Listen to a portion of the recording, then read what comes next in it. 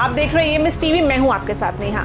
आज हम बात करेंगे बालाघाट के सरदार पटेल मल्टी स्पेशलिटी अस्पताल की। अस्पताल पर गंभीर सवाल खड़े हो गए हैं। एक युवक ऑपरेशन के बाद कोमा में पहुंच गया। 2 डॉक्टरों पर FIR दर्ज हुई और अब अस्पताल संचालक के कथित रसूख और मंत्री कनेक्शन की चर्चा ने मामले को और गर्मा दिया है।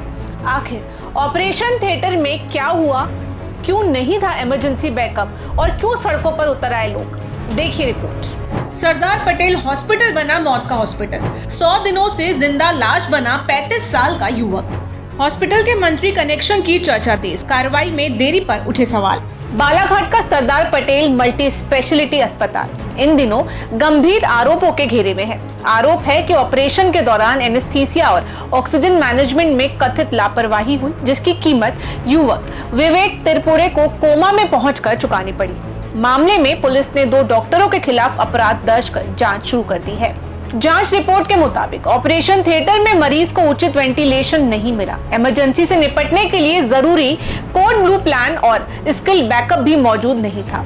हालत बिगड़ने पर मरीज को CPR देकर बचाया गया और बाद में नागपुर होते हुए भोपाल के बंसल अस्पताल रेफर किया गया, जहां उसका इलाज जारी है। मेरे भाई का 11 फरवरी को एक छोटा सा माइनर सा एक्सीडेंट हुआ था। बालाघाट का एक बहुत बड़ा हॉस्पिटल है, सरदार मल्टीपल स्पेशलिटी हॉस्पिटल है, 150 बेडेड बहुत बड़ा हॉस्पिटल है। वो वहाँ गया था, उसको थोड़े से स्टिचेस थे और एक फ्रैक्चर था। तो डॉक्टर्स ने बोला कि स्टिचेस के हिल होते तक ये फ्रैक्चर भी ठीक हो जाएगा। आप उसको एक बोलते हैं कि रिस्ट में एक मेटाकार्पल करके कुछ एक बोन होती है, उसमें माइनर फ्रैक्चर है जो अपने आप हील होगा तो प्रॉपर नहीं आएगा। तो उन्होंने उसको बोला कि इसकी KY सर्जरी कर दो, 10 मिनट की है, मतलब 20 मिनट की है, रिस्क नहीं है, आप ठीक हो जाएगा, रिस्क फ्री सर्जरी है। अलग मतलब हमारे यहाँ रिलेटिव्स मना भी कर रहे थे कि नहीं मत करो, तो उन्होंने बोला नहीं हो जाएगा, कोई टेंशन की बात नहीं है, 15-20 मिनट में वो हंसता खेलता जा रहा है, वापस आ जाएगा। हमने बोला ठीक है। अब वो 10 मिनट के लिए लेके गए और उसके बाद वो 3 घंटे बाद हमें आकर के बोलते हैं कि वो कोलैप्स हो गया है। उसको CPR दे करके हमने उसको रिवाइव किया है और अभी उसकी कंडीशन बहुत नाजुक है।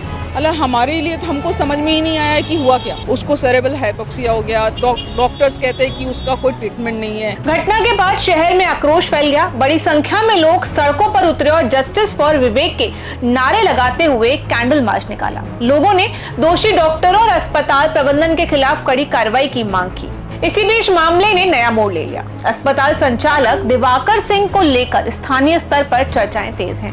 आरोप है कि वे खुद को ऊंची पहुंच वाला बताते हैं। सूत्रों के मुताबिक प्रदेश के एक प्रभावशाली मंत्री के प्रस्तावित मेडिकल कॉलेज निर्माण से उसका नाम जोड़ा जा रहा है। इसी वजह से गंभीर आरोपों के बावजूद कार्रवाई में देरी होने के सवाल उठ रहे हैं। हालांकि इन दावों और कथित कनेक्शन की अब तक आधिकारिक पुष्टि नहीं हुई है।